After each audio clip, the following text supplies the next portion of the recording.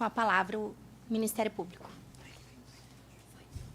Excelentíssima senhora doutora Débora de Souza Vissone, digníssima juíza-presidente dessa solenidade, quis o destino que, 18 anos depois e 5 de afastamento, que eu retornasse a esse plenário, muito emocionada, para fazer um júri sob sua presidência, o que eu não havia feito quando aqui estive.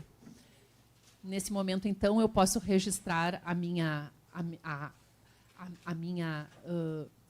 apreensão da sua atuação, da sua garra, da sua ponderação, da sua tranquilidade ao conduzir os trabalhos, saudar na sua pessoa todo o seu staff, o cartório judicial, fazer um registro de que esse júri é um júri que demanda uma logística muito maior, um empenho muito maior, de que estão, sinceramente, desempenhando-se, desincumbindo muito bem.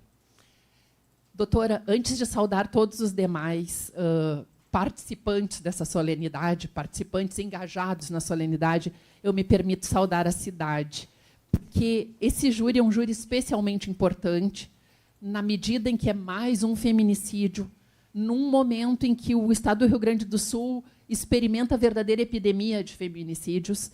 E aqui eu vejo aqui uma plateia mobilizada, pessoas que trabalham na defesa das mulheres, na defesa das pessoas, na defesa das crianças, pessoas com quem eu convivi por muito tempo aqui nessa cidade e que me são muito caras. Na defesa dos animais havia também. E essas pessoas são muito caras a mim. Então, é um momento de certa nostalgia e de grande emoção para mim.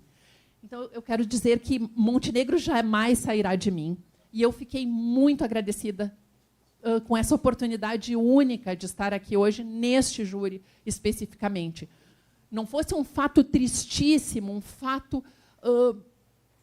assim, comovedor, por suas características, suas nuances, eu diria que eu estou grata de estar aqui. E eu venho assim com o coração cheio de vontade de fazer justiça. Em prosseguimento, doutores, doutor Ezequiel Vettoretti, doutor Eduardo Vettoretti, doutor Arthur Nascimento, doutor Rodrigo Gresselê, a minha sincera saudação, o meu reconhecimento a um trabalho muito bem feito dos senhores. Eu não os conhecia, mas tive também a oportunidade de conhecê-los há cerca de 2 semanas, num outro júri de grande repercussão local, num outro júri em que também se debatia a violência contra a mulher. E o trabalho dos senhores foi impecável. Portanto, senhores, é uma grande satisfação trabalhar mais uma vez com os senhores. Eu lhes asseguro que tentaremos, eu falo por mim e pelas minhas colegas de bancada, que tentaremos nos conduzir com a mais absoluta cortesia, com a mais absoluta técnica, mas nos entendam se nós, em qualquer momento, escorregarmos na emoção do processo. Porque, assim como é para os senhores, mas eu ouso pensar que é mais para nós. É mais porque também somos mulheres. Eu não consigo vê-los, me permitam, eu não consigo vê-los no lugar de seu Alexandro. Mas nós poderíamos ser a Débora. Nós poderíamos ser, na medida em que somos mulheres e estamos envolvidas em relacionamentos. Então, doutores, para nós é muito emocionante, muito mobilizante um processo assim. Eu lhes digo que os senhores não poderiam estar nas calçados dele, porque os senhores me parecem ter outro perfil de conduta. Mas os senhores desenvolvam-se assim, não concordarem comigo. Então, recebam minha saudação, a minha saudação extensiva às suas assistentes técnicas, que prestigiam a solenidade, que fizeram um laudo a pedido dos senhores, ou presumo que elas visitaram o réu na penitenciária, que escutaram ele e concretizaram com uma série de conjecturas. Fizeram um trabalho também bastante apto, e a minha saudação a elas pelo trabalho desenvolvido. Na ordem, saúdo a Polícia Penal, que é incrível, sempre disposta, sempre presente e sempre fazendo aquilo que eu chamo de trabalho em tempo real. Aquele trabalho que vai muito além do papel, como eu sempre afirmo nos meus júris. Saudação a quem está fazendo essa filmagem, saudação à família do seu Alexandro. Os senhores não têm culpa de nada, certamente. É óbvio que para os senhores é uma grande dor isso. Ninguém quer ver o familiar preso. O pai, sobretudo, o pai que é o herói, é o exemplo masculino da gente. Mas, assim, certamente, se não é culpa dos senhores, tampouco é culpa da Débora ou nossa, e é do seu Alexandro, lamento. Se eu posso lhes dizer uma coisa que deve servir de alento para os senhores, sempre, é que o seu Alexandro vai voltar para vocês. A Débora nunca mais vai voltar para a família dela. Então, que isso, nessa dor que eu sei que os senhores sentem, o seu Alexandro volta, a Débora jamais. A senhora não pode se manifestar sob pena de anular o julgamento, mas eu compreendo a sua mobilização. Saudação às senhoras e os senhores, uma saudação muito especial, muito comovida à família da Débora pela dor, pela força, pela dedicação, por estar aqui aguentando essa situação, vendo tudo isso acontecer, ouvindo o que foi dito, vendo essas imagens e na certeza da justiça. Eu não tenho o que eu possa fazer, o que nós possamos fazer para diminuir a dor dos senhores, que não lutar seriamente, severamente, dedicadamente pela justiça. Uma saudação às minhas colegas, à minha colega de Ministério Público, à minha colega de bancada, doutora Rafaela Ruergo. Um momento também excepcional, importantíssimo para mim trabalhar aqui com a doutora. Nós que já somos amigas pessoais há muitos anos, e no meu caso, eu que conheço a sua capacidade, a sua eficiência, o seu conhecimento, a sua técnica, doutora, é uma satisfação. Doutora Samantha Danos, certamente fazendo um trabalho excepcional, trazendo dados, trazendo provas para dentro do processo, tentando trazer mais do que isso, o sentimento da família. Doutora, é assim, de um grande valor o trabalho que Vossa Excelência está fazendo aqui, é de um valor inestimável para nós e para o processo. Uma saudação para o... Qual é o nome? O Lourenço, porque a doutora te trata com um apelidinho tão carinhoso, mas acho que aqui é melhor assim mantermos certa formalidade. Os oficiais de justiça, saudação para a Brigada Militar, que vem sem e com farda aqui. Eu nem vou me estender, porque eu acho que eu já vou longe nessa saudação, mas a Brigada Militar, assim, é uma instituição pela qual eu tenho um enorme carinho. Eu luto aqui nesses plenários porque saibam, senhores, que, graças a Deus, não aqui em Montenegro, mas um número expressivo de vezes as vítimas são os policiais militares. E eu digo que são dos júris que mais me mobilizam pelo tanto de injúrias, o tanto de inverdades que se apontam em relação a eles. O que eu vejo de verdade é policial militar salvando o bebê, policial militar entrando na água na enchente, policial militar correndo atrás de bandido e defendendo vítima. Mas não é isso que se diz sempre nesses plenários. E os senhores sabem. E para mim, isso é muito grave. Saudação final a Vossas Excelências. Os senhores hoje representam Montenegro, Brochir, Maratá, São José do Sul, São Pedro da Serra, Apareci Novo. Os senhores estão investidos de poder jurisdicional, com matriz constitucional. O que os senhores vão fazer é de enorme importância. Os senhores representam toda essa sociedade, a sociedade em que estão inseridos os familiares do réu, os familiares da vítima, mas, sobretudo, a sociedade de Montenegro. Sobretudo, aquelas pessoas que querem viver em paz, que querem viver felizes, que querem ver os filhos crescerem, ver os filhos progredirem, ter as suas casas, ter as suas atividades de lazer, aquilo que todo mundo quer. Os senhores representam essas pessoas. E esse julgamento é muito importante porque ele dá um tom de comportamento para a comunidade. Os senhores vão dizer se aceita ou não se aceita a morte de uma mulher infligida pelo companheiro. Em suma, essa decisão.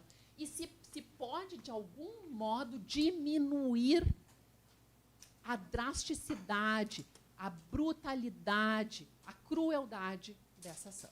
Se pode justificar, de algum modo, tornando mais leve essa ação. Então, senhores, é essa decisão, e os senhores são as pessoas vocacionadas para isso, os senhores têm todas as ferramentas necessárias para esse julgamento, os senhores têm experiência de vida, os senhores têm lógica, têm bom senso, têm capacidade de separar verdades e mentiras, os senhores têm capacidade de avaliar o que escutaram, os senhores sabem o que é um perito, os senhores sabem o que é uma testemunha, os senhores sabem quem se defende e quem nada pode dizer porque se foi. Então, tendo tudo isso em mente e sabendo que os senhores são pessoas excepcionais, os senhores só estão aqui porque têm reputações impolutas, porque não tem mácula, não tem mancha na vida dos senhores. Com tudo isso em mente, eu lhes peço que julguem esse processo, eu passo a palavra para minha colega e eu lhes desejo um abençoado julgamento, abençoado por Deus, que os senhores vão precisar.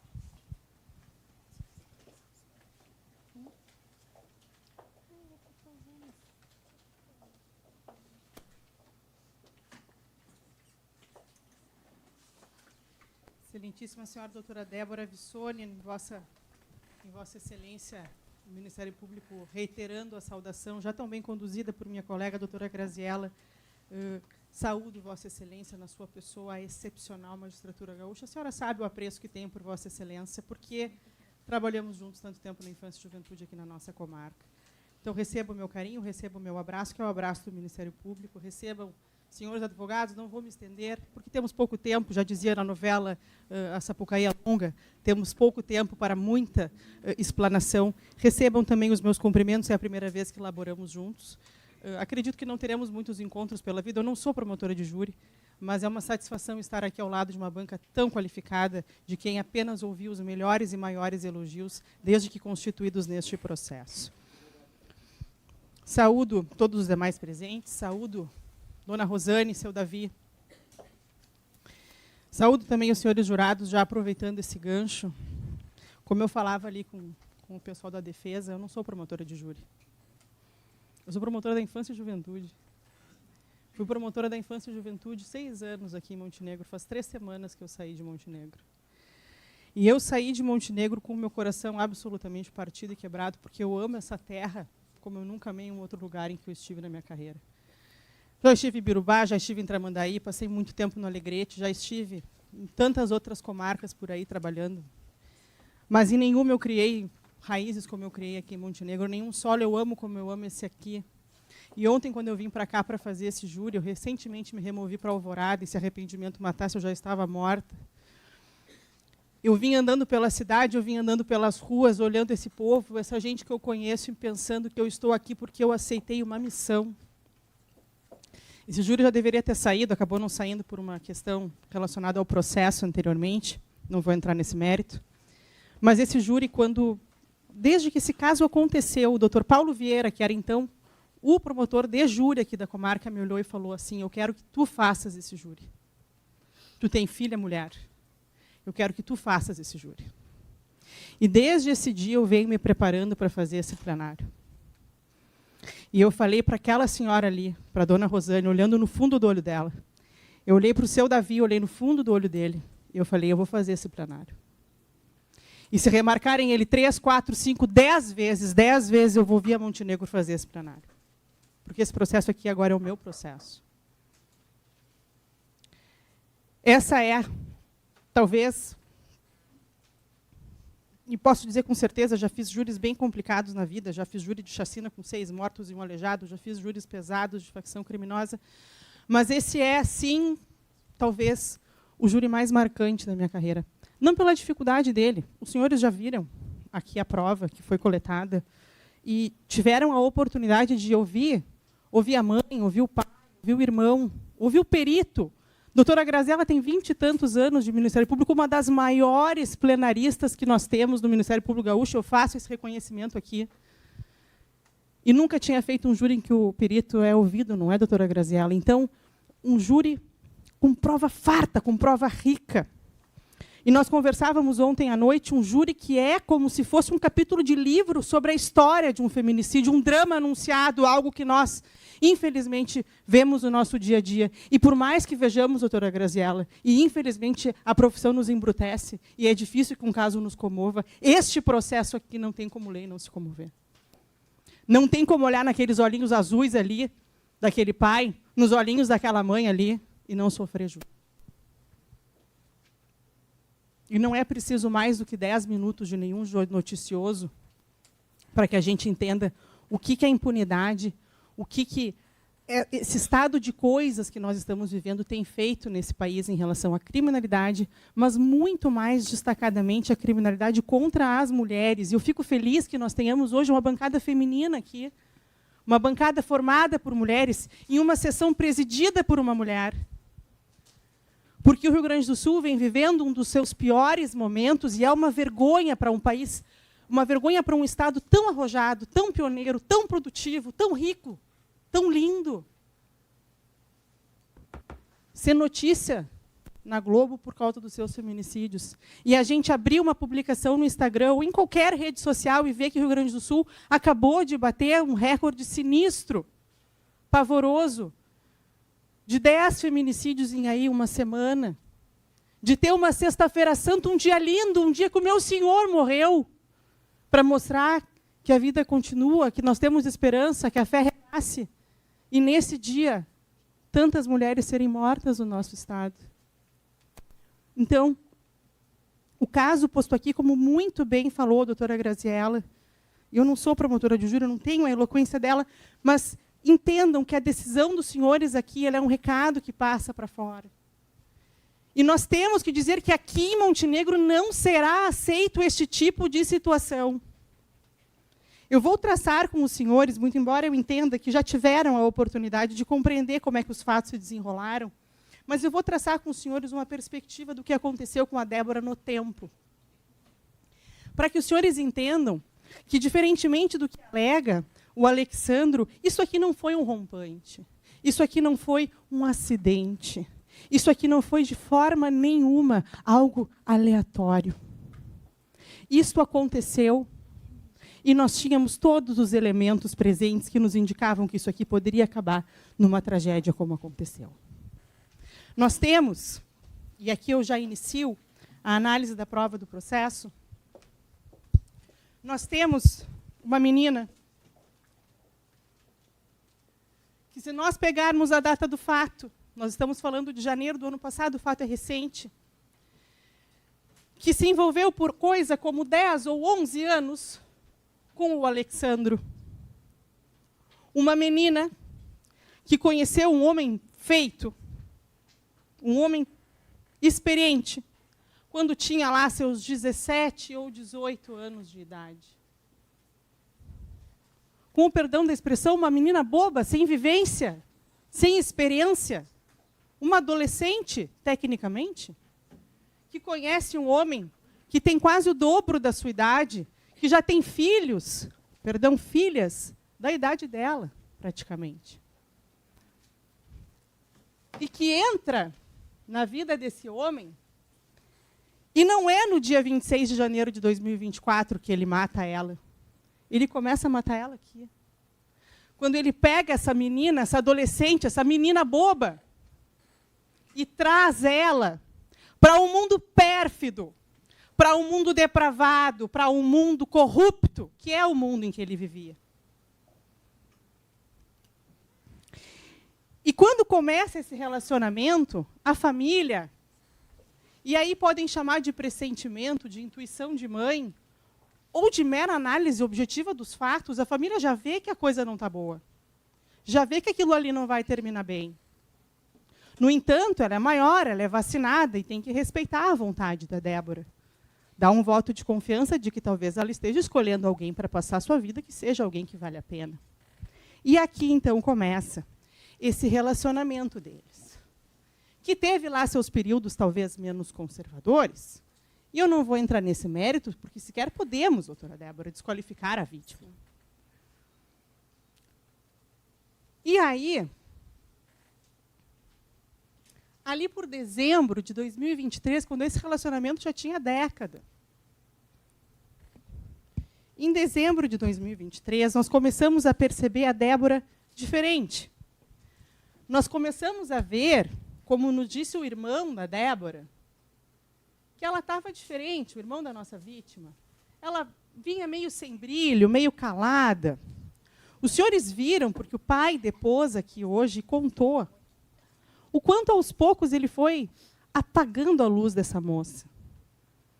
Nos contou alguns episódios aqui paradigmáticos, batizado, nem na formatura dela ele foi.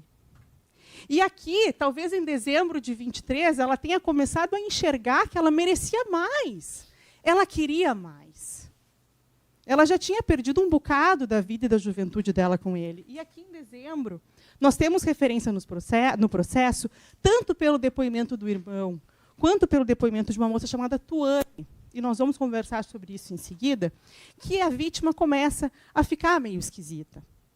A ficar mais calada, a ficar mais cabisbaixa, mais para baixo.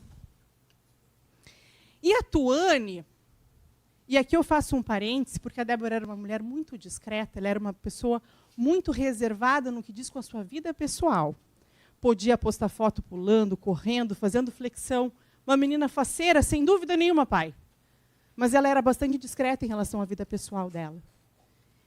E ela confidencia para a Tuane algumas coisas, mas a Tuane percebe muito mais nas entrelinhas quando diz que achava estranho que a Débora não podia nem ir no mercadinho sem que o Alexandro ficasse ligando caso ela demorasse um pouquinho mais na fila do pão. Que ele ficava ligando para saber onde ela estava, quando ela voltava. Não deixava sequer ela ficar sozinha a ponto do pai para conversar com a filha e conseguir ouvir o que essa filha estava sentindo e ter que convidar ela para comprar salgadinho.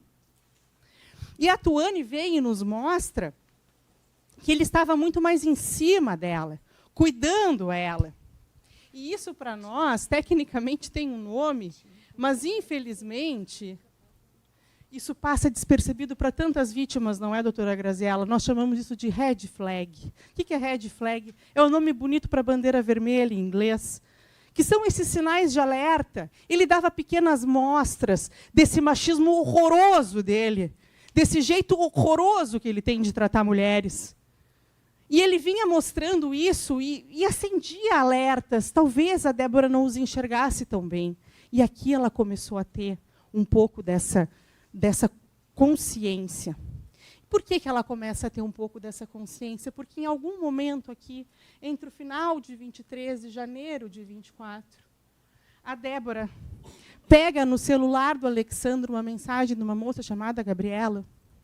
Eu vou poupar o sobrenome, muito embora ele conste dos autos. E essa menina manda para ele uma mensagem bastante explícita, uma mensagem bastante sexualizada. Eu vou pedir que você coloque, por favor, querido Lorenzo, o print da mensagem de Gabriela Hermann, em que esta moça manda uma foto das suas nádegas, um vídeo, em verdade é um vídeo das nádegas dela, ao que ele responde, e eu peço absoluto perdão aos senhores, porque vou reproduzir o que ele disse, minha putona, me fala a hora, ela responde, que horas tu vai te liberar? Baixa a florzinha. Que horas tu vai para a academia? A mãe tem massagem, sobe. Eu ia às 13, na academia em que a Débora trabalhava. Se tu for com esta perereca e esse rabo cheiroso em uma calcinha bem pequenininha, socada neste, cozinho, chega às 11h30 e te tiro do castigo. Esse é o jeito que o Alexandro trata uma mulher no ambiente profissional em que ele supostamente trabalha, segundo ele mesmo, mas em que a Débora com certeza trabalhava. E a Débora pega essa mensagem, e o sangue dela não é de barata, mas nesse dia ela não faz absolutamente nada. O Alexandro quer que nós creiamos que 6 dias depois é que ela foi ter um acesso de loucura com esses fatos. Mas o fato é que ela já estava aborrecida neste relacionamento, ela já estava. E aqui talvez até tenha sido uma circunstância que justificasse ela fazer aquilo que ela já queria fazer há mais tempo, doutora Graziella. Aqui, para ela, foi a gota d'água. Ela menciona para os pais a gota d'água. E aí, frente a essa gota d'água, a vítima decide se separar. E aqui eu faço uma especial ressalva porque realmente o relacionamento deles pode ter tido outras idas e vindas, isso não é claro dentro do processo. No entanto, aqui nós estamos diante da primeira vez em que a Débora, de fato, decide se separar de verdade. Ela está decidida, os senhores viram, eu perguntei isso à mãe e ao pai. Pela primeira vez, ela está resoluta de que ela vai se separar do Alexandro. Tanto é assim que ela começa as preparações fáticas. O plano entra em ação. Conversa com o pai, avisa o pai que vai se separar dele, avisa a mãe naquele áudio que nós mostramos durante o depoimento da mãe, em que ela diz para a mãe, mãe, eu não vou falar para ele ainda, eu vou esperar, a gente está com tudo resolvido. Ela já tinha suas desconfianças. Eu vou esperar estar com tudo organizado para só daí falar para ele. E ela começa, de fato, a organizar a sua saída de casa. Pensem que essa é uma moça que, com quase 30 anos, viveu desde os 17 com ele. Não é assim, bater a porta e ir embora. A vida que ela conhece, ao menos a vida adulta dela que ela conhece, é com ele. Ela era uma menina quando eles se juntaram. E ela começa a fazer os seus projetos de separação. E ela faz aquele áudio que eu mostrei aos senhores, que eu não vou passar de novo. Nós temos o áudio da mãe, mas eu não vou passar de novo por uma questão de racionalização do tempo. Segundo os pais, no dia 24 de janeiro, a vítima comunica ao réu da sua decisão de se separar. Nós estamos na véspera do crime. O crime vai ser cometido na madrugada de quinta para sexta. E, segundo os pais, é na quarta que ela avisa para ele que quer se separar. Os pais referem que ele não reagiu bem, mas a vítima está resolvida. E, por estar resolvida, ela começa, então, a colocar em prática esse desembarque de relacionamento que ela estava prevendo. Tanto é assim que agora, nós entrando no dia dos fatos, nós vamos para o dia 25 de janeiro, que é a quinta-feira, período da manhã e tarde, então eu vou botar aqui durante o dia. No dia 25, durante o dia, os pais da Débora já haviam escolhido o apartamentinho que ela ia ficar. Era um apartamentinho perto do Nacional, uma coisa simples. Não é uma família abastada, é uma família humilde que sempre trabalhou para conquistar aquilo que teve, para formar a filha. E que agora fazia mais um esforço para alugar um cantinho para a Débora. E neste dia aqui, a Débora faz a grande ação para sair da casa do réu. Ela aluga um apartamentinho, e eu vou pedir que o Lorenzo nos coloque no vídeo, o termo de vistoria. Porque nesta quinta-feira, durante o dia, eles estiveram no apartamento para firmar o termo de vistoria, e aqui nesse momento, a separação se materializou. E o que era algo que o Alexandro até então pensava que poderia contornar mais uma vez, isso aqui se concretiza como uma saída efetiva da Débora de casa. Assinado esse termo de vistoria, se vê a Débora feliz.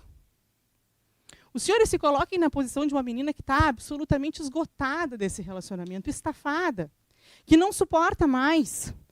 E digo aos senhores que suportou por muito tempo, por muito mais do que eu consigo até compreender. E que agora tem uma vida nova que se avizinha. É como se fosse algum animalzinho que viveu a vida inteira na gaiola e que agora vê uma fresta para poder escapar. Ela vai ter a casinha dela, ela vai ter o canto dela. Ela estava vivendo um dos melhores momentos, o melhor momento, o último momento da sua vida profissional. Essa menina estava, com o perdão da expressão, bombando. Eu não consigo encontrar uma expressão análoga, mais juridicamente aceitável. Mas ela vinha bombando na carreira. Um número expressivo de seguidores em redes sociais, alta visualização nos seus vídeos, muitos alunos de personal trainer, lembrando que ela era uma profissional formada. O Alexandro nunca formou. Ele dava umas aulas frias, porque não poderia, a academia sequer poderia permitir que ele desse aulas ali. Mas ela vivia um momento fantástico da vida profissional dela. E ela via a perspectiva de agora também viver uma vida pessoal plena. Livre dessas amarras, desse passado, desse homem pérfido. E ela está feliz. esse pai, nós vimos isso, esse pai falou que esteve na academia, que olhou nos olhos do réu e que, de uma forma que demonstra uma absurda desfaçatez, apertou a mão do seu Davi e disse para ele: eu estou numa boa, eu vou deixar a sua filha embora numa boa. Esse nunca foi o plano do Alexandro. Tanto não foi o plano do Alexandro que ele já estava preparando este crime no momento exato em que ele aperta a mão do seu Davi, num ato de extrema desfaçatez. E por que nós sabemos isso? Nós sabemos isso porque às 14h03 deste dia 25, antes, portanto, do crime, nós temos um relatório dentro do processo de extração de dados do telefone celular que era utilizado pelo réu. Ele está no evento 31 do processo. E dentro deste relatório, nós temos uma mensagem que está ali transcrita e que eu vou pedir que o Lorenzo passe o áudio para que nós possamos acompanhar.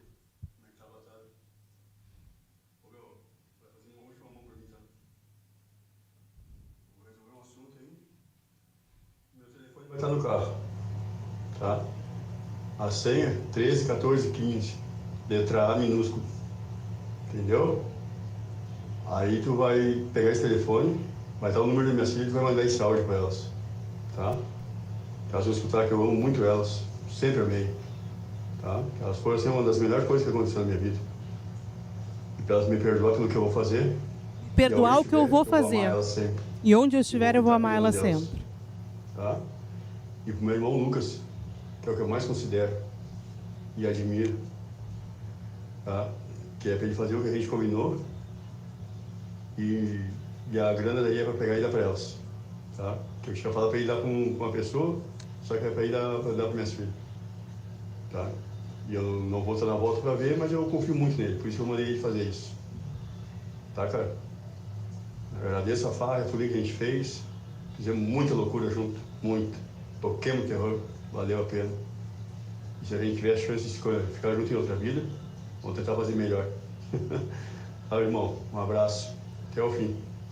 Nesse momento aqui, a Débora está viva. Nós estamos falando das 14 horas do dia, em cuja madrugada ele matará a Débora. Esta mensagem, para mim, é claro como água, que indica uma premeditação absolutamente cristalina dos fatos que ele pretende executar durante a noite. Ele diz que o telefone vai estar em tal lugar, que a senha do telefone é tal, e que vai deixar áudios para dizer para as filhas que aquilo que ele vai fazer não faça com que elas pensem que ele é um monstro. E que aonde ele estiver, e aqui não estou dentro da cabeça dele para saber se ele pretendia dar fim à própria vida ou se fugir para nunca mais voltar. Mas o fato é que ele, de certa forma, se despede. Fala que fizeram muita loucura na vida juntos. Inclusive, aqui no depoimento, no interrogatório dele, ele acabou confessando mais tantas loucuras que nós já descobrimos que na noite ele tinha, eram 3 mortes previstas, acabou acontecendo só uma. Mas o fato é que ele se despede dessa pessoa, desse interlocutor chamado por ele Periquito. E esse áudio é, então, extraído do telefone dele e nos mostra que isso foi às 2h da tarde do dia em que ele mataria a Débora. A vítima, no entanto, não sabe de nada disso e continua os preparativos da sua mudança. E quando nós estudávamos esse júri, nós nos pensávamos assim, mas por que essa menina voltou para a casa dele na quinta-feira? Por que se ela queria se separar, ela foi para lá? Ela foi para lá porque ela tinha que organizar as coisinhas dela para ir embora. O que ela tinha estava lá. A vida adulta dela inteira foi naquela casa. E aquela casa era do Alexandro. Isso nunca foi discutido. Então, ela preparou a sua mudança, e eu vou pedir, só os senhores confirmarem ali o dado, sobe ali um pouquinho, Lorenzinho. Ali, ó, aquela mensagem, como eu falei para os senhores, dia 25 de janeiro, às 14h03 E ela vai, então, organizar toda a sua mudancinha na esperança vã, que nós sabemos que vai ser desfeita em seguida como um castelo de cartas que alguém assopra. Ela começa a arrumar a mudança dela. Eu vou pedir que você coloque, Lorenzinho, por favor, fotos da mudança preparada. Ela catalogou, ela era uma moça muito organizada, ela catalogou as coisinhas dela em sacos. Nos sacos colocou bilhetes, apontando o que tinha dentro de cada um, porque no dia seguinte, o seu Davi ia lá começar a buscar as coisinhas dela para ela iniciar a vida nova dela. Sexta-feira de manhã, tanto ela tinha o projeto de ir embora, que um montador de móveis vai até a residência sem saber do que se passou para começar a desmontar a mobília dela. Muito bem, nós entramos agora em uma outra discussão que acontece aqui, que os senhores devem estar se perguntando, porque é mencionado ali naquele áudio, que é em relação ao Lucas. O Lucas é o irmão do Alexandro. O Alexandro tinha essa casa que ficou com ele por alguma questão de quando os pais dele ficaram ausentes, enfim. A casa que o Alexandro morava, ele havia prometido que o dia que ele iria se desfazer dela, que o dia que ele quisesse vender essa casa, ele ofereceria primeiro para o próprio irmão Lucas. E tanto ele estava planejando este crime que ele liga para o irmão Lucas, nesta véspera aqui, para dizer que agora ele quer vender a casa. E que ele compre a casa e dê o dinheiro para as filhas dele. Filhas do Alexandro. Até mesmo a compra da casa, ele alinha na véspera do crime, na tarde do dia em que ele mataria ela na madrugada. Ele alinha a venda da casa para deixar o dinheiro para as filhas. Mais uma vez eu repito, na intenção de fugir, na intenção de se matar, pouco me interessa. Muito bem. Vítima e réu, sendo que o réu, depois de apertar a mão do seu Davi, vítima e réu retornam para casa. Nós ainda estamos na quinta-feira, dia 25 de janeiro, nós agora estamos por volta de 19, 20 horas. Voltam para casa. A vítima para continuar arrumando as suas coisas.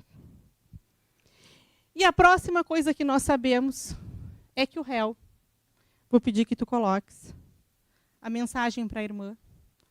Eu acho que o arquivo chama-se Mensagem Irmã Cachorro. Aí está. Às 2h03 da madrugada, ele manda uma mensagem. Cuida dos meus cachorros, a chave está na cerca com S. A preocupação que o réu teve às 2h03 da manhã não foi com a Débora, não foi com o divórcio que se avizinhava, não foi com a mulher que ele pretendia matar, mas sim é mais uma etapa da premeditação, em que ele pede para que a irmã dele cuide dos cachorros, cuja chave, para acessar o pátio, ele vai deixar na cerca. E aí, senhores,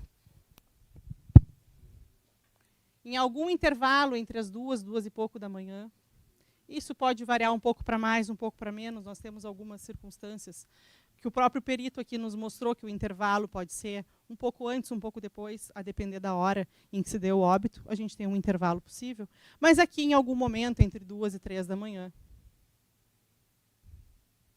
ele mata a Débora. A Débora, que vinha no seu melhor momento profissional. Aquela menina que ele levou e que ele introduziu no mundo que não era o dela. E aquela menina que agora conseguia respirar e sair dessa vida. E que agora tinha autonomia, tinha um bom emprego, tinha uma boa situação e podia se livrar de um homem sem brilho nenhum. E que se ressentia, porque se tem um traço do Alexandro que para mim fica claro, é a extrema vaidade que ele tem aqui. Eu sou forte, vinham de outras academias para tentar ficar maior do que eu, ninguém conseguia. As minhas mulheres, ele enche a boca e fala, as minhas mulheres. Mas esse homem sem brilho está perdendo a Débora.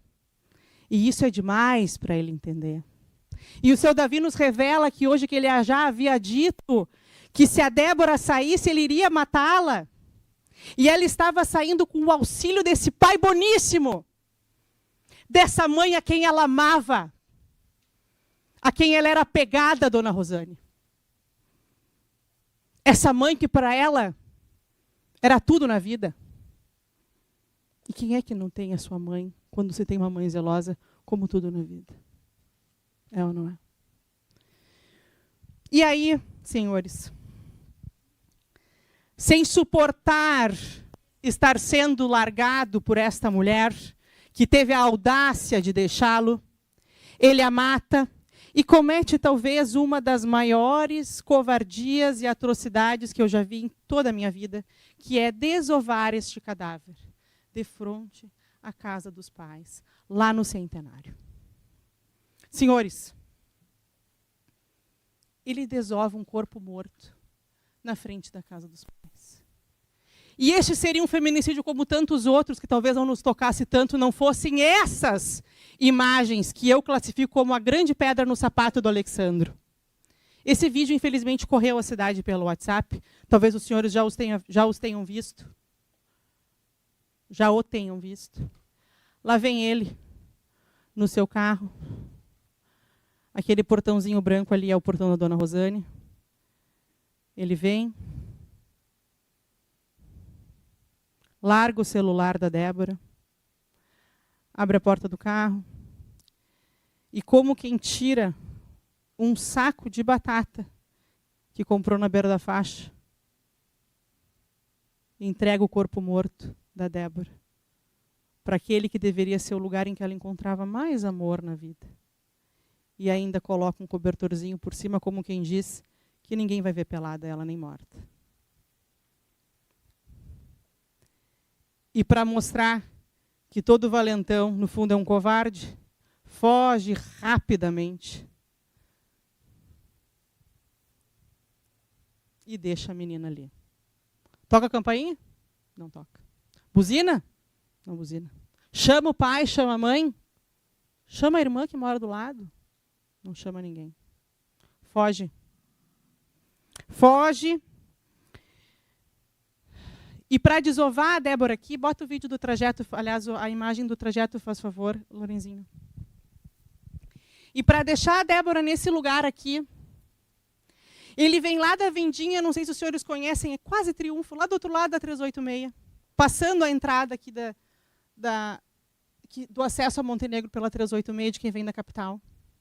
Ele poderia fazer dois caminhos, eu perguntei a ele qual foi, ele disse que pegou a 124, ele poderia ter vindo por dentro, pelo Passo da Mora ali, mas ele disse que passou pelo Pesqueiro, então presumo que ele tenha vindo pela 124.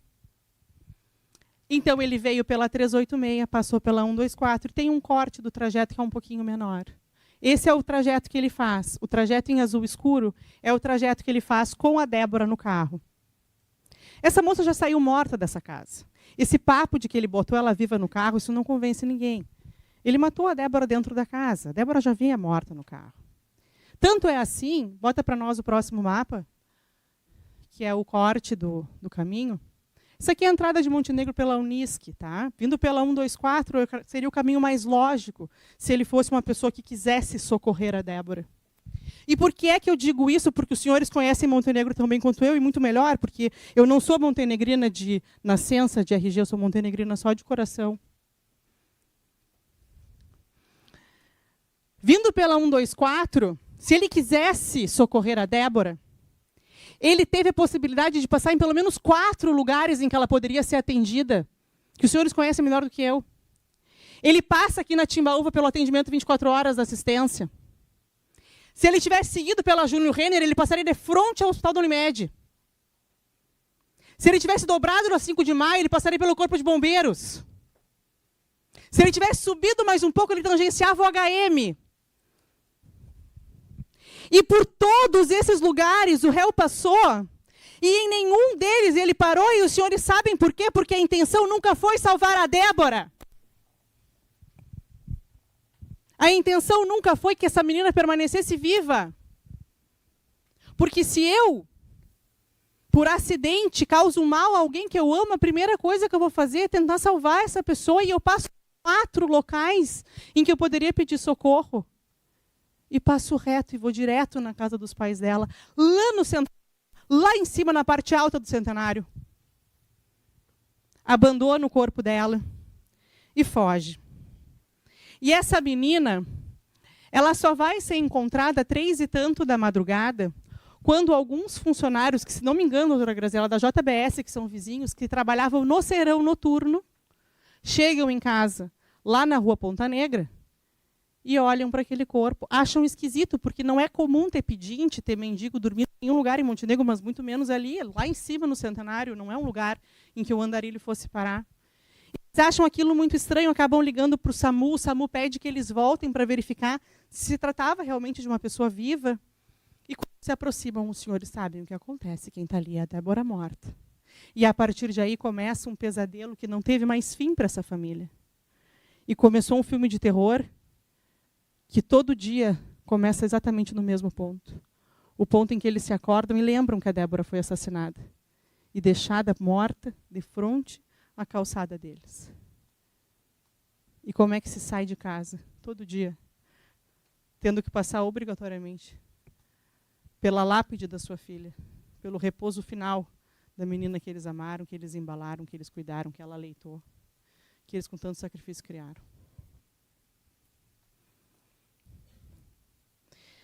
Por favor, coloca, Lorenzo, a foto da casa dos pais. A vítima está morta. E é assim que ele deixa o corpo dela. Claro, aí nós estamos falando já das fotos do local já preservado pela Brigada Militar, que é acionada. Pode ir passando, Lorenzo. E aí o corpo da Débora. Da exata forma, vai descendo, da exata forma como seus pais a encontraram. E vai dizer que isso é um acidente, que essa menina, no momento em que ele pega ela pelo pescoço e atira, ela, coincidentemente, os astros se alinham e ela tem um troço, um AVC, um infarto, qualquer coisa que a defesa possa inventar, e concomitantemente ela morre, e aí a brilhante ideia dele é levar ela morta para frente da casa dos pais. A Brigada Militar acorda os pais. O réu já está em rota de fuga nesse momento, e eu peço que tu coloques, por favor, Lorenzo, o arquivo da rota. Ele é encontrado pelo cercamento eletrônico fugindo em direção a Porto Alegre. Passa pelo município de Cachoeirinha. E é assim que nós sabemos que ele, mais uma vez, apesar de ser um sujeito muito grande, esconde um rato dentro dele. E com a covardia que lhe foi peculiar em todos esses momentos, ele foge. A vítima é declarada morta. E o réu só vai se apresentar na delegacia com a cautela de esperar a sua advogada voltar do veraneio. Senhores, a tese defensiva começa a ser construída a partir deste momento, quando o réu começa a disparar um monte de mensagens contando essa versão que não tem nenhum sentido e que, mais do que isso, não encontra amparo em nenhuma prova sequer do processo, para dizer como é que ela morreu. E eu peço que você coloque, por favor, novamente, as extrações dos celulares. Porque tem um diálogo que particularmente me chama muita atenção, Lorenzo, que é o diálogo que ele mantém com um advogado chamado Vitor Cardoso. Conheço o Vitor, ele é da assistência. E quando ele está conversando com o doutor Vitor Cardoso, que pelo jeito era alguém de sua relação, alguém com quem ele se dava bem. Pode descer, querido. Desce mais. Desce mais. Aí. O Vitor pergunta o que está acontecendo. Pode descer, Lorenzinho.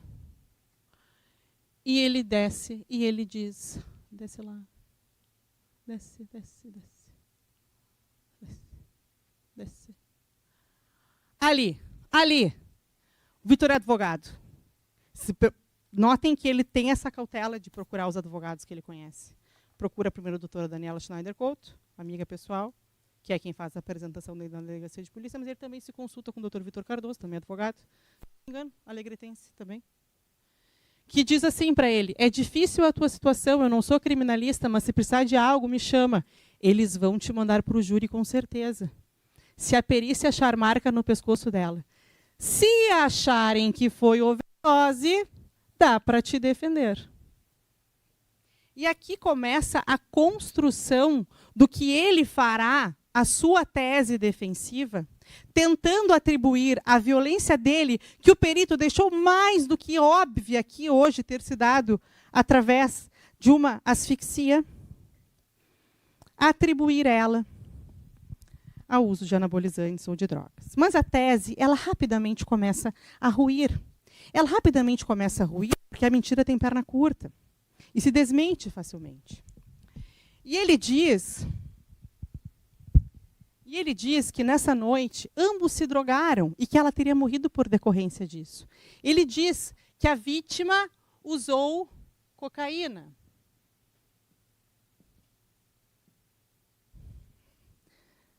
Mas aí, senhores, nós temos, e eu peço, Lorenzo, bote na televisão o toxicológico da vítima. Nós temos o laudo toxicológico do sangue que foi extraído pelo excepcional perito Dr. Vitor Binda, que nos mostra que o sangue coletado de Débora Michels... Pode descer, querido. Conclusão, para baixo, conclusão. Sobe, conclusão. As substâncias pesquisadas não foram detectadas na amostra. Essa menina não fez uso de droga, coisa nenhuma. Tá? Mas ele vai além. Ele diz que a vítima usou cocaína, o laudo derruba essa versão. Ele diz que vítima e réu fizeram sexo na noite ou, segundo a versão que apresentou hoje, na véspera, todos os dias, com o requinte de uma moça que estava por aqui do seu então companheiro, queria botar até uma roupinha de empregada doméstica para apimentar uma relação que ela estava encerrando. Mas ela diz que ele diz que fizeram sexo, que transaram todos os dias, de tão bem que se davam. E aí nós temos secreção anal e vaginal de Débora Michels negativa para espermatozoides. Essa menina não tinha sêmen em lugar nenhum do corpo. Mas nós vamos além. Ele vem e diz que a vítima morreu por um acidente, em que o momento em que ele apenas empurrou ela contra um armário, ela começou a ter uma síncope, uma convulsão, algo que o valha, e acabou vindo a óbito. Mas aí nós temos a necrópsia, doutora Graziella, uma necrópsia, doutora Samantha, que tem como resultado conclusivo asfixia mecânica por compressão cervical. E hoje nós tivemos uma aula aqui. Uma aula de medicina legal que eu não tive na faculdade, doutora Graziella. Muito embora fosse uma aluna extremamente aplicada da Universidade Federal do Rio Grande do Sul. Aplicadíssima na disciplina em questão. Até necrópsia eu ia fazer, de tanto que eu gostava da medicina legal. Mas aprendi mais aqui com o Dr. Vitor Binda hoje do que em qualquer outro momento da minha vida, pelo menos a respeito das mortes por asfixia mecânica. E este perito, com 30 e tantos anos de medicina, os senhores talvez não saibam, Dr. Vitor Binda é o maior especialista do Rio Grande do Sul em câncer de intestino, um dos maiores cirurgiões do país, renome nesta específica área. E que mais do que isso, serviu ao Estado do Rio Grande do Sul por quase 30 anos como perito médico legal do IML. Alguém que tem no seu currículo, doutora Graziella, não sei quantos mortos examinados, mas muito mais do que qualquer um que está pisando neste plenário hoje. Qualquer um que está neste plenário. Este perito, sem nenhum compromisso que não com o corpo que lhe diz o que houve, categoricamente estabelece que essa morte foi por asfixia mecânica, por compressão cervical. E aí nós temos de tantos outros elementos, doutora Graziella, nesse processo, e eu tenho medo de me estender demais e deixar pouco tempo para as minhas colegas. Mas nós temos tantos elementos que agora, dona Rosane, com o distanciamento que o caso nos deu, nós vamos juntando as peças desse quebra-cabeça macabro e vemos que essa situação foi não só premeditada, mas foi esquadrinhada, a ponto deste sujeito ter dentro do carro, no auge do verão, um cobertorzinho vermelho, para colocar sobre essa vítima. O carro dele que não tinha nada. Tem foto do carro? Eu acho até que eu botei. Nem sei se eu botei foto do carro. Mas nas fotos do carro nós temos que ele só tem um par de chinelo e mais duas ou três coisas no carro dele, mas ele tem um cobertor para cobrir essa moça, porque esta moça saiu morta da vendinha, essa moça nunca saiu viva de lá. Esta moça foi assassinada pelo Alexandro, que não teve a coragem de olhar para os olhos do pai. Eu não sei se os senhores perceberam isso. O pai vira para lá para dar o depoimento dele, o Alexandro desvia o olhar. Porque ele não tem coragem de olhar para o seu Davi no olho. Porque ele sabe que levou a filha do seu Davi morta da vendinha. Ele sabe muito bem. Essa menina não chegou viva no pesqueiro. Ela não chegou viva na 386. Ela não chegou viva na porta da casa que eles moravam na Vendinha. Ela foi morta. Ela foi morta por uma desproporção absurda de força. Ela foi morta da forma como o doutor Vitor Binda mostrou aqui hoje, de forma indubitável, através de uma asfixia mecânica. Eu vou passar a palavra à doutora Graziella para que ela possa prosseguir no exame da prova. Recomendando aos senhores que, se for necessário, voltaremos a conversar em sede de réplica. Tá.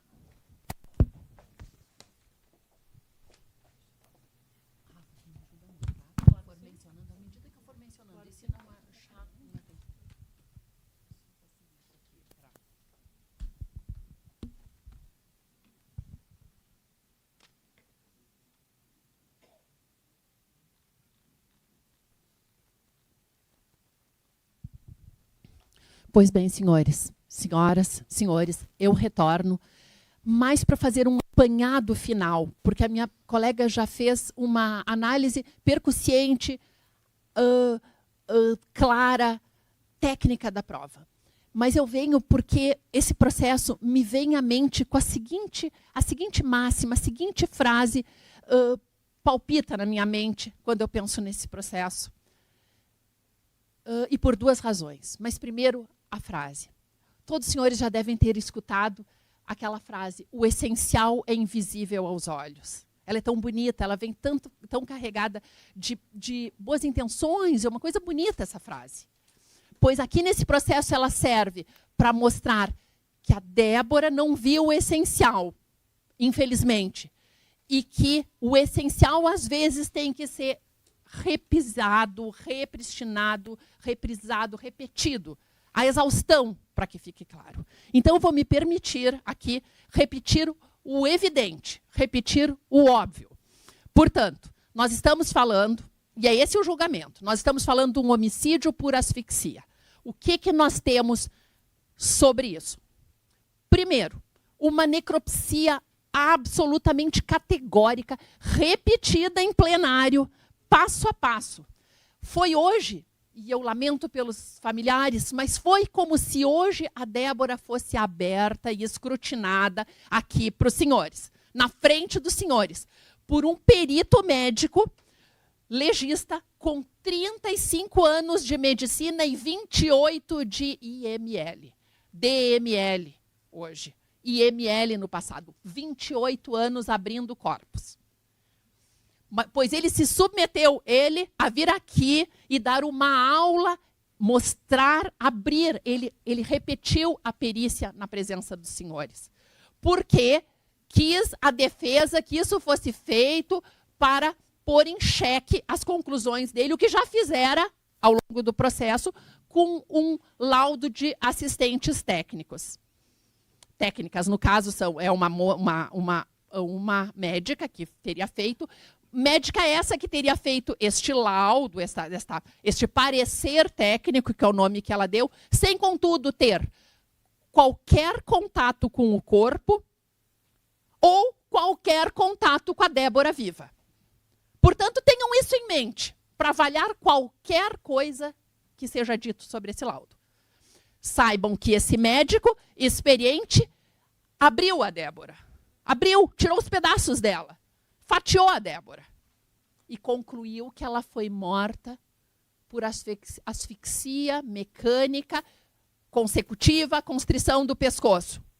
Foi mais longe. Disse para os senhores que isso levou de 7 a 10 minutos. Esse é o dado acadêmico sobre isso. Mas ele é o perito, ele pode dizer. Guardem esse momento aqui na memória dos senhores. Este exato momento que eu estou falando. 7 a 10 minutos.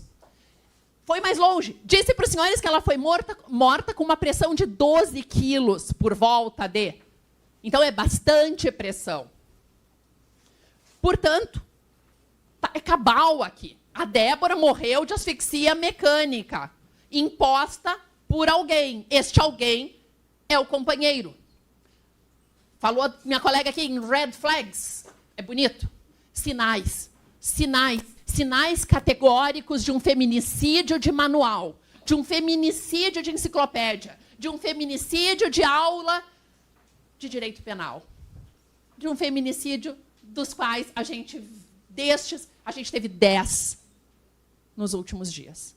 As mulheres estão em perigo. Mas para as vivas ainda há tempo, para a Débora já não tem mais tempo. Pois bem, a gente tinha uma vítima, não bastasse a conclusão do perito, categórica, repetida aqui, e isso eu nunca vi, do alto dos meus 20, quase 25, em dezembro eu faço 25 anos de Ministério Público. Eu nunca tinha visto um perito vir a plenário e um perito fazer uma perícia ao vivo, que foi o que aconteceu aqui, conquanto em lâminas, porque na impossibilidade de trazer a Débora aqui de volta, mesmo que morta. E também o sofrimento seria indizível. Pois bem, a par disso, a Débora era uma moça saudável. Uma moça tem documentos médicos da Débora juntados pela defesa, que mostram que ela era saudável, rígida, bem. Quanto ao uso de esteroides... Doutora Graziela, os exames de sangue da vítima estão na televisão, se a senhora quiser. Ainda não, mas pode ser... Ali, ó. Senhores, se os senhores... Eu não vou passar todos, mas se os senhores forem, porque nós fomos um a um desses indicadores, a Débora passou com estrelinha nos testes de saúde. Além disso, os pais delas disseram aqui hoje que ela passava com estrelinha nos testes de saúde. Portanto, a gente tinha uma vítima rígida. Uma vítima rígida, mais jovem, ingênua. E aí eu me permito dizer para os senhores que ela se meteu com o cara errado lá no início. Com o cara errado, o cara corrompeu ela. Levou ela para ter sexo não convencional, levou ela para usar esteroide, levou ela para usar drogas. Não se tem uma prova, mas digamos que ela tenha feito, ele que levou ela para isso, porque ela tinha 17 anos. Nenhum pai queria esse genro, só que eles não sabiam. Bom, a gente tem a necrópsia categórica, vítima saudável desavisada. Nós temos um réu, o seu Alexandro, completamente drogado. Drogado, segundo ele alega aqui, e com certa vaidade, com certa empáfia. Ele diz assim, eu cheirei 14 carreiras de cocaína. Isso é uma coisa razoável numa sociedade? E não me fez nem cosquinha. Exato, e eu ficava igual.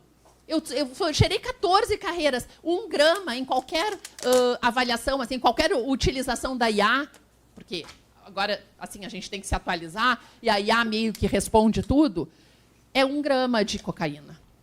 Por volta de... Então, é bastante cocaína. É o que as pessoas usam para fazer festa. Mas ele disse que cheirou ali. Sabe por que os senhores acham que... Por que eu acho que ele aspirou isso? Para dar coragem para ele fazer tamanha covardia. Tirar a vida da guria que tinha dado 10 anos, 11 anos, 12 anos da vida dela para ele.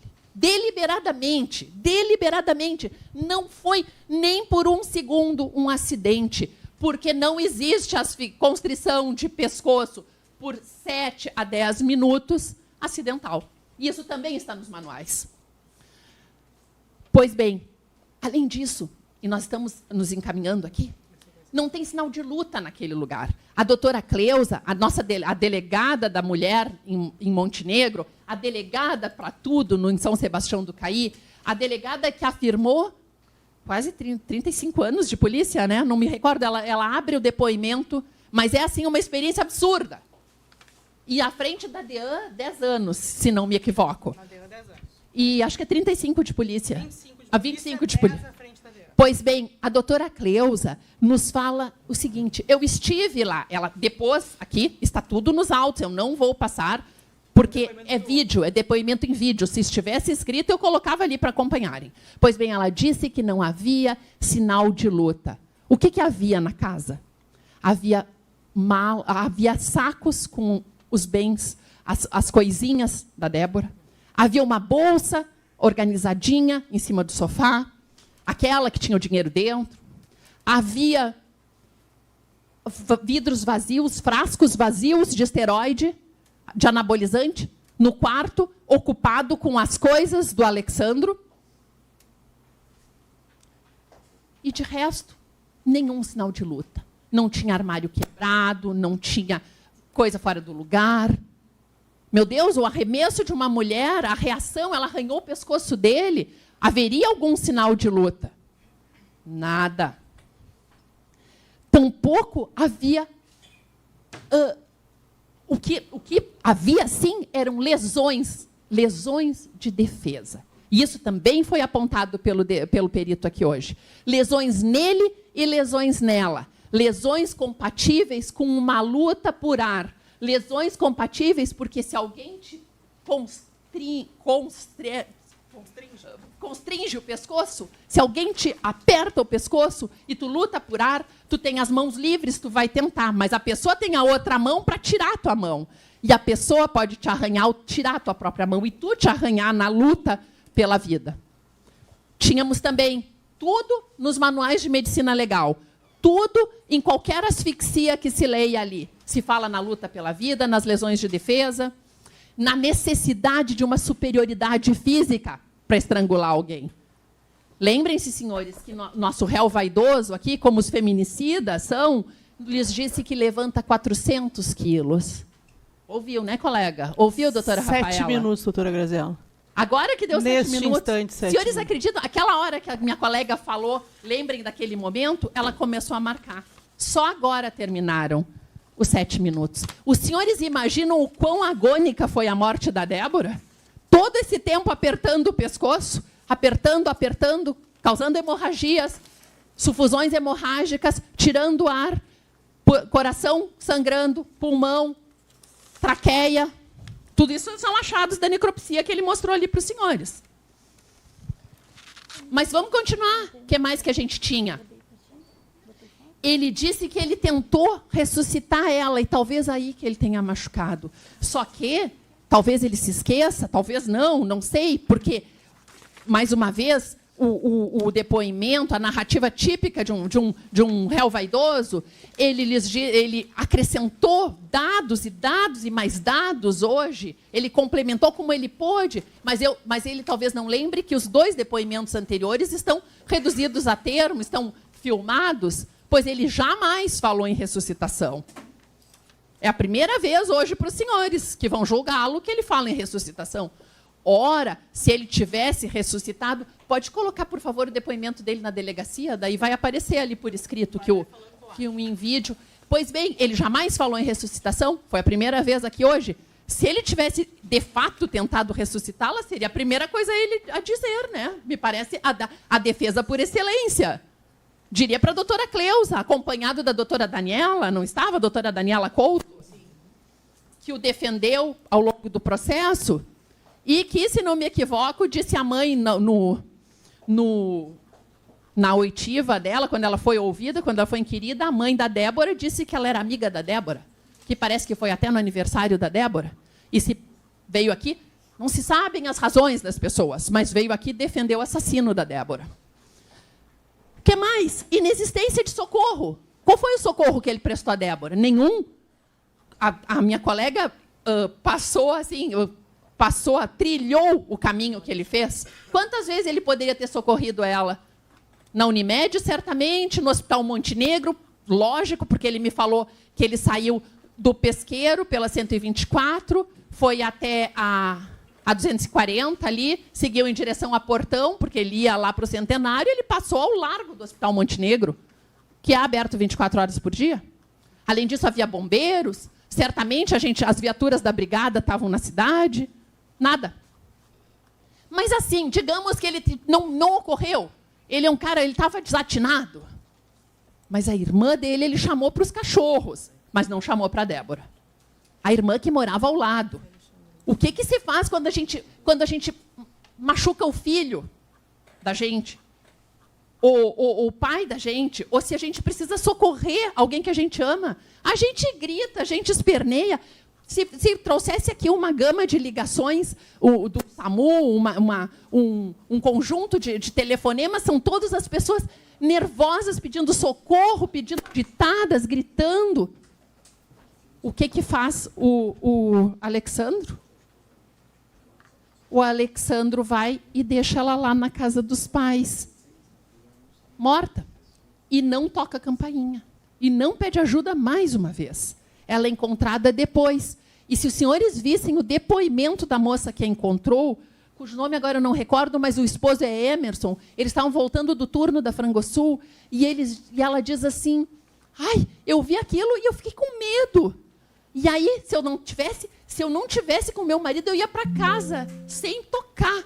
Mas eu estava, aí eu falei, vai lá e levanta. E aí, quando eu levantou, eu vi, ai, é a filha da vizinha, está morta.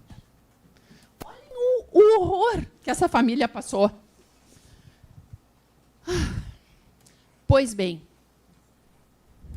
aí, me parece a cereja do bolo, e a colega também explorou, demonstrou isso, essa pessoa, em desespero, entra de ré na rua. De ré. Como é que a pessoa que está desesperada, porque acidentalmente se envolveu num episódio que a companheira de 11 anos, 12 anos morreu, entra de ré na rua e larga o corpo e foge para Cachoeirinha, Porto Alegre. Porque foi isso que ela fez. Entra de ré para fugir de frente mais rapidamente. Exatamente. Isso é para fugir. Tudo o que ele fez mostra que ele matou e que quer fugir. E quer fazer essa injúria final para a família. Já que eles estão ajudando ela a deixá-lo, ele vai fazer essa injúria terminal. Ele devolve a filha, mas morta. Foi isso que ele fez. Ele devolveu para os senhores a sua filha morta. Então, senhores, os senhores estão julgando ele por homicídio, por asfixia, que é o que ele fez. Só que um homicídio dessa magnitude, dessa maldade, ele tem qualificadoras. Ele tem nuances mais graves. E isso também é julgado pelos senhores. E uma das coisas que os senhores vão julgar, uma das circunstâncias que os senhores vão julgar, é se foi praticado por motivo torpe, que é um motivo mais desprezível, um motivo que repugna mais, que comove, que não é aceitável pela sociedade. E no caso dele, é a forma de se apropriar dela. Ela era a boneca favorita dele. Ela era a boneca que ele não queria deixar. Assim como ele tratava todas as outras como lixo, porque ele tratava a moça aquela cujo nome a colega revelou, porque também não havia o que fazer, estava ali, ele não apenas disse que ia manter relações sexuais com ela, sei lá, com a calcinha enfiada e não sei mais o quê, mas ele mandou para o parceiro dele aquele vídeo em seguida e disse qualquer coisa do tipo chupa viado ou algo assim. Baba viado.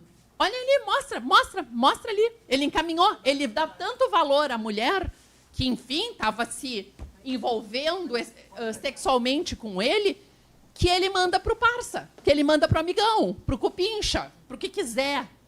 Ele manda e expõe a mulher numa cidade do tamanho de Montenegro. Porque não basta manter relações sexuais, e a minha vontade é dizer uma palavra muito mais chula, mas não basta manter relações sexuais. Está em seguida daquele ali. Não basta isso, ele expõe ela. Mas com a Débora era pior. Porque com a Débora, ele primeiro abusou, me parece, da juventude e da inexperiência dela, e depois, quando ela quer se libertar dele, quando está na iminência da ruptura, quando ela assinou o contrato de locação, quando ela avisou os pais, quando ela falou para ele a mata. Olha lá, ó, roube mercado, olha lá, ó, baba, seu viado. Ele mandou a bunda da guria aqui de Montenegro, que, por sorte, eu não conheço. Hã? Sim, eu já estou na do motivo torpe. Então, o motivo torpe é o motivo mais grave. E, no caso dele, é que ele queria ficar dono da Débora. Ele queria se assenhorear da vida dela. E ele não aceitava a ruptura do relacionamento. E, por isso, ele a matou. E isso está nos relatos da mãe, dado hoje, no relato do pai, que é um relato bem minucioso, mas também está no da gerente da academia, que dizia que a Débora não suspirava sem que ele estivesse atrás, ligando, a ponto de constrangê-la. Isso está escrito nos autos, no depoimento da Tuane, se tu conseguir colocar ali, por favor. Aí, senhores, os senhores também vão enfrentar mais a qualificadora do recurso que dificultou a defesa. Alguma coisa que ele tenha feito que torne mais difícil a defesa para ela. Pois bem, a evidente superioridade física dele, que falou aqui para os senhores que tem 1,90 e que ela, Débora, tinha, em verdade, 1,61 m, que é o que está consignado na necropsia, e fossem os 70 quilos que ele diz, porque o peso não tem, ainda assim os dele eram 125. Não bastasse isso, ele fez isso de modo súbito, inesperado. De fato, eles foram para a vendinha juntos. De fato, ela não podia esperar essa atitude dele. Até porque ela chegou a dizer para os pais, um dos dois disse aqui hoje, que chegou a comentar com ela, tu não tem medo que ele faça alguma coisa? E ela diz, ele não é louco. Foi dito aqui hoje em plenário. Mas, por outro lado, ela devolveu as chaves. Por outro lado, ela tomou cautelas a fazer essa ruptura quando tivesse tudo pronto. Então, ela oscilava, ela se sentia controlada, ela tinha um pouco de receio, um pouco de temor, mas não achava que ele ia matá-la, porque matar é uma coisa muito maior. Por fim, e mais importante de tudo, que a minha colega destacou muito bem, além de tudo, ele enganou ela. Ele disse para ela que estava tudo bem. Ele disse para o pai que estava tudo bem. Ele disse para os dois, disse para a mãe. Ele demonstrou que ele tinha aceitado a ruptura. E isso forneceu tranquilidade para ela, e isso que fez com que ele pegasse ela desprevenida e tornou mais difícil a defesa dela. Por fim, a asfixia é sempre um meio cruel, porque ele é agônico, a pessoa demora para morrer, a pessoa sofre para morrer, tanto que ela se mutila, porque ela está desesperada, e, portanto, incide a qualificadora do meio cruel. Além disso, esse é um feminicídio clássico. E como o legislador quer punir com maior severidade o feminicida, porque é uma endemia, as mulheres estão mais desprotegidas que os homens. No lar, não é na rua. Na rua os homens estão desprotegidos, mas os homens podem se proteger nas casas. As mulheres estão desprotegidas nas suas casas. Então, quis o legislador que fosse mais grave o crime praticado dentro do lar, que pela Constituição é asilo inviolável do indivíduo. Pela Constituição, o lar é o lugar em que a gente tem que se sentir mais segura, mais amada, mais cuidada. E foi lá que ela foi morta. Portanto, por essas razões todas, o Ministério Público pede que os senhores condenem o seu Alexandro na forma da pronúncia, com todas as qualificadoras, sem nenhuma benesse, porque a gravidade, a magnitude do crime que ele praticou merece esse tipo de punição. Eu passo a palavra para a doutora Samanta. Obrigada, doutora. Tá.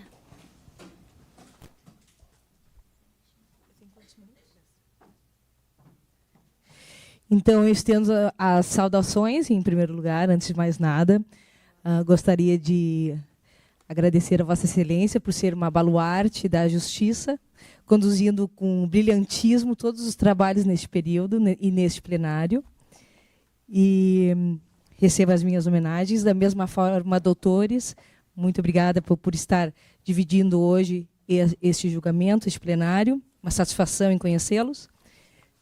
Obrigada. A toda a Polícia Penal, também à nossa Brigada Militar, aos nossos espectadores, Vossas Excelências, mas, com certeza, eu devo todo o meu respeito aos pais e irmãos da Deb, que foram quem me deram toda a confiança de hoje estar aqui representando eles, representando a Débora. Mas, então, vamos lá, vamos iniciar.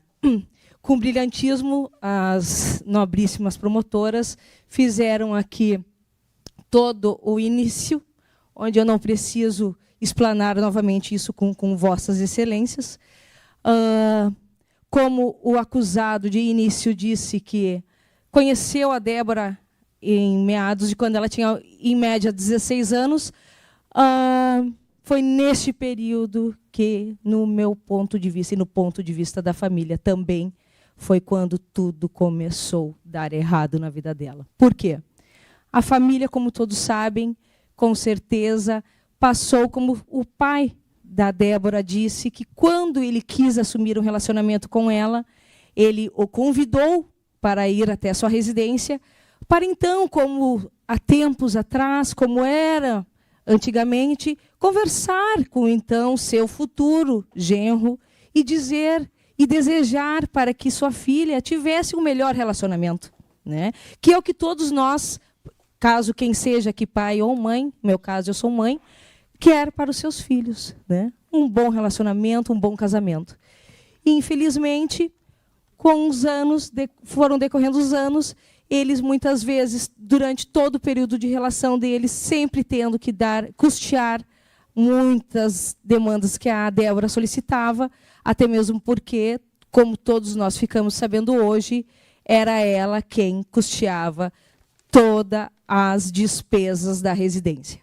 Infelizmente, durante algum período, talvez, como foi dito pelo Alexandro, até o ano de 2016 ou 2017, ele tinha uma empresa, ou era empregado junto à Corsã, logo após, nunca mais sequer trabalhou. De alguma forma, é necessário manter o sustento da família, mesmo que seja a família, era somente ele, a Débora e seus cachorros, que a Débora sempre os teve como filhos fossem. O que eu gostaria também de dizer é que, hoje, com o depoimento, com o interrogatório e também com o brilhantismo do perito, onde, quando a dona Rosane e o seu Davi me contrataram, eles tinham uma certeza. Doutora, com certeza a Débora foi morta por gravata. Eu dizia, está totalmente ao contrário do que o acusado sempre alegou em sua defesa. Claro, como foi dito até mesmo pelas doutoras, ele somente começou a conversar com as pessoas após o seu contato com a procuradora. Sendo que, conforme depoimento da filha Alexia, no inquérito policial, junto à delegacia de polícia, onde até mesmo ela também estava acompanhada pela advogada, às 8h33 da manhã, ela contatou a advogada, onde a advogada questionou se realmente era verdade que o Alexandro havia matado a Débora. Mas, quando hoje o perito confirmou que este assassino matou a Deb com uma gravata, eu fico imaginando o que foi a dor dessa menina. Menina não, porque hoje, quando ela foi morta, ela tinha 30 anos, dessa mulher. Com aqueles arranhões na testa, eu fico imaginando... Sim, doutor. Desculpe.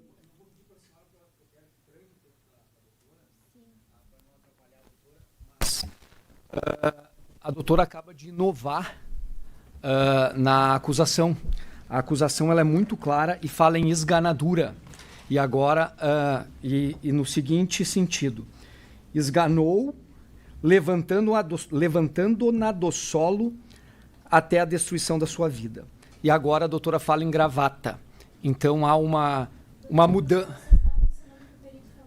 Ok? É uma mudança na acusação e eu gostaria de consignar, tá, a nulidade, se caso, né, permanecer isso, em função da... Doutor, não Oi? Não. Doutor, com todo respeito, foi o que foi colocado pelo perito. Doutor, eu entendo a sua... Não, doutor, eu coloco que é seu direito colocar na ata. Só um pouquinho, doutor. O que o senhor quiser vai ser colocado na ata, mas se eu entendesse diferente, eu simplesmente entendo que ela está repetindo o que o próprio perito falou. A denúncia fala em esganadura com as mãos. A doutora fala numa gravata, eu quero consignar. Tudo bem, doutor, mas o debate assim, é também para os plenaristas exporem a sua opinião? É que o 476 do CPP estabelece que a acusação fará a acusação nos limites da pronúncia. E o que a pronúncia admitiu foi uma esganadura. Então, nesse sentido que a gente gostaria... Doutor, na verdade, que houve foi uma correção hoje aqui por parte do perito. Agora, se os senhores estão imbuídos da ideia de Deixa eu a palavra. De interromper o plenário e cancelar o plenário, faltando 7 minutos para os debates, como o senhor quiser. Eu já lhe adianto que isso não será quesitado dessa forma. Não, assim, ó, de forma alguma a defesa quer parar o plenário. A defesa quer fazer uma consignação pelo princípio da correlação Sim, senhor. entre a decisão final e a pronúncia. Como o meu colega disse, o artigo determina que seja no limite da pronúncia. Sim. A denúncia fala em esganadura. Se o perito veio aqui hoje e deu uma aula de perícia, como foi dito, e eu concordo, e disse que nunca falou em esganadura, o Ministério Público deveria ter aditado essa denúncia antes e não agora em plenário. Então não pode mudar agora, e se mudar agora, é justamente uma causa de nulidade que não é a senhora que vai apreciar, é o tribunal. Exatamente, doutor. Muito obrigado. Então, pode. Apenas se manifesta no sentido de que mantém ipsis literis a sua denúncia e a repisa e a sustenta em plenário. A menção da doutora Samantha foi apenas a palavra do perito, foi apenas o que eu entendi, mas eu reitero os termos da denúncia que ofereceu, que é o que está sendo sustentado aqui hoje. É só constar.